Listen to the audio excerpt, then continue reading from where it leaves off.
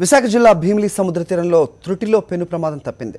చేపల వేటకు వెళ్లిన బోటుకు రంధ్రం పడింది. భీమిలి ఐఎన్ఎస్ కళింగ సముద్ర తీరానికి 10 నాటికల్ మైళ్ళ దూరంలో ఉండగా బోటు అడుగు భాగంలో హోల్ పడింది. నీరు క్రమంగా బోట్లోకి వస్తుండటంతో మత్స్యకారులు అప్రమత్తమయ్యారు. వెంటనే చాకచక్యంగా బోటును వెనక్కి తిప్పి ఒడ్డుకు చేర్చారు.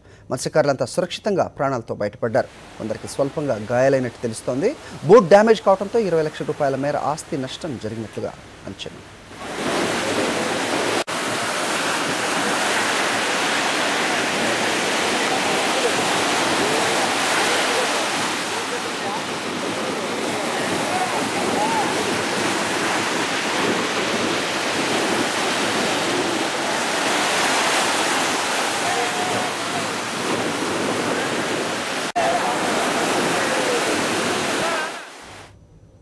మొత్తం ఐసులు రాసలు అన్నీ చేసి ఇవాళ ఉదయం 5 గంటలకి పంపించామండి.